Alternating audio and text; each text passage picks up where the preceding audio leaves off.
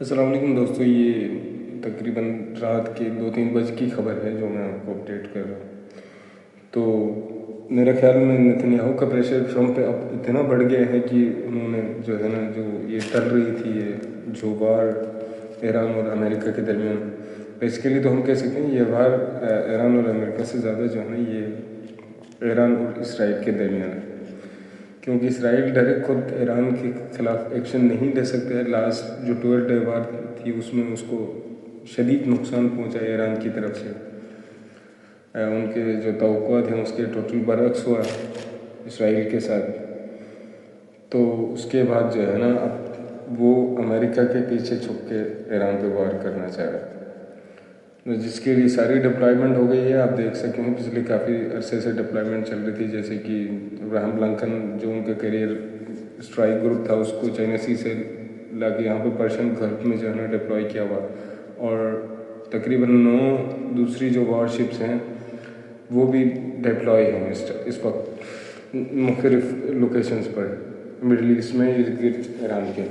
अभी जो है ना, रिसेंटली कल शाम में जो है ना एक और वॉरशिप उन्होंने मिडल ईस्ट की तरफ मूव किया है, जैसे कि जॉर्ज वाशिंगटन बुश नाम की कोई जो एयरक्राफ्ट कैरियर है वो भी यहाँ पर आ गई है। और अब रात गए डोनाल्ड ट्रंप जो है ना सख्त अल्फाज में जो है ना ईरान को उसने धमकी करने लगे। ये एक ऐसा सिग्नल है या एक ऐसा साइन है जो मतलब जब कोई अमेरिका क्रिटिकल स्टेप उठाने जा रहा हो जब ही ये दे देता है। तो जिसमें कह रहे हैं कि ईरान को अमेरिकी सदर कि अगर ईरान ने इस डील को फिल फोर इस डील पे नेगोशिएट नहीं किया और इस डील को नहीं किया तो फिर ईरान के लिए जो है ना सिचुएशन बड़ी ट्रामेटिक हो सकती है।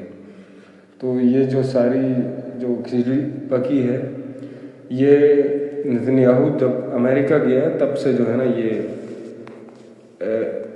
अमेरिका को भड़काया है। अमेरिका चाह रहा था वैसे जो है ना बात जो है ना जंग तक ना पहुँचे, एंड खैर डिप्लॉयमेंट की थी, लेकिन वो चाह रहा था किसी न किसी तरीके से कोई ना कोई डील बन जाए। लेकिन उनकी डील भी ऐसी थी कि जो कि ईरान को नाकाबिल कबूल थी।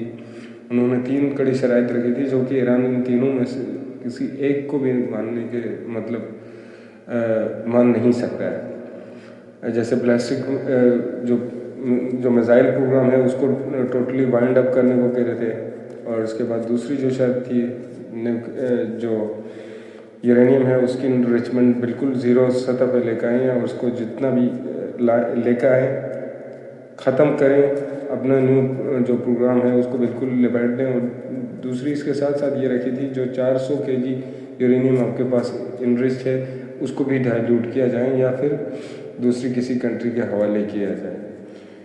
तो और फिर जो तीसरी बड़ी शर्त थी ये थी कि मिडल ईस्ट के ईरान में जितने भी एलाइज हैं प्रॉक्सीज या जो वो कहते हैं प्रॉक्सीज, और ईरान इसको एक्सेस ऑफ रेजिस्टेंस कहता है, तो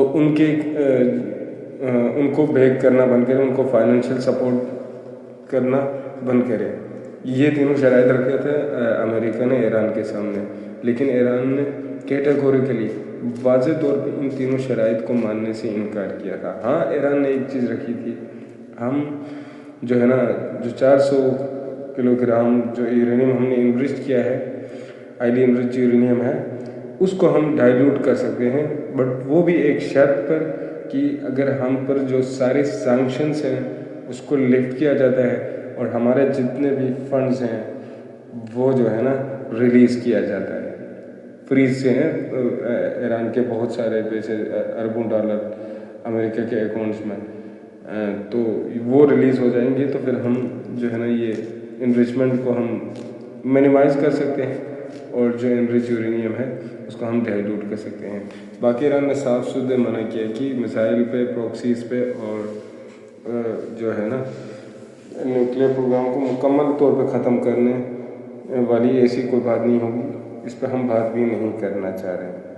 तो बहरहाल ईरान की भी अपनी तैयारी बिल्कुल पूरी है और अमेरिका जानता है कि ईरान उसको कितना हर्ट कर सकता है और कितना नुकसान पहुंचा सकता है। लेकिन मुझे इस बार में लगता है कि इसराइल की अच्छी खासी पिटाई लगने वाली है, क्योंकि ईरान ने जो लास्ट डे 12 डे जो वार थी उसमें काफ़ी सब्र तहम्मुल का मुजाहरा किया था और उसके अंदर वो हथियार नहीं चले थे जो इस जंग में चलने वाले हैं। यहाँ पे ईरान एक डिफेंसिव अप्रोच को चेंज करके टोटली एक ऑफेंसिव उसमें जो है ना मूड स्विच करने वाला है।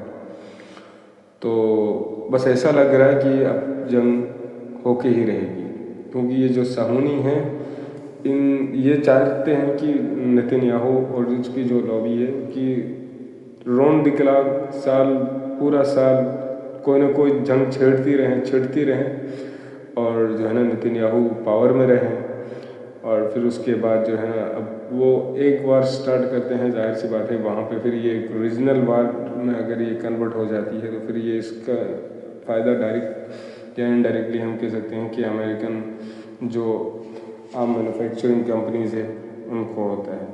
तो ये जो सहूनी और अमेरिकी यहूद व नसारा हैं ये अपनी फ़ायदे के लिए जो है ना पूरी इंसानियत को ख़तरे में डाल सकते हैं। तो ये जो अभी जंग होने वाली है ये इंतहाई ख़तरनाक जंग होने वाली है, क्योंकि ईरान की भी अपनी तैयारी पूरी है। चाइना बैक कर रहा है ईरान को, फुली सपोर्ट कर रहा है, और रशिया भी जो है ना फुल बैक कर रहा है। जितनी सपोर्ट चाइना ईरान को अभी कर रहा है, जितनी सपोर्ट रशिया ईरान को अभी कर रहा है, हमने पिछले कई सालों में नहीं देखा है। इवन कि जब लास्ट 12 डे वार थी उसमें भी ईरान ने जो है ना बाहर के मुल्कों से सपोर्ट आलमोस्ट न लेने के बराबर ले ली। बट ये जो वार है इसमें ईरान भी अपनी पूरी कोशिश कर रहा है, और ईरानी जो है ना इस वार को अपने लिए एक आखिरी जंग की तरह ले रहे हैं, या इसराइल रहेगा या हम रहेंगे। तो इसी तरह अगर सिचुएशन डेवलप हो जाती है इंशाल्लाह मैं आपको फिर अपडेट करना चाहूँगा। तो दोस्तों मेरी आपसे रिक्वेस्ट है कि मेरा यूट्यूब चैनल मेरा नया है तो आप इसको सब्सक्राइब कीजिएगा प्लीज़, अगर आप कर सकते हैं इसको शेयर भी कीजिएगा, और पूरा वीडियो देखना और कमेंट्स में बताइएगा कि अगला वीडियो हमारे किस पे होना चाहिए।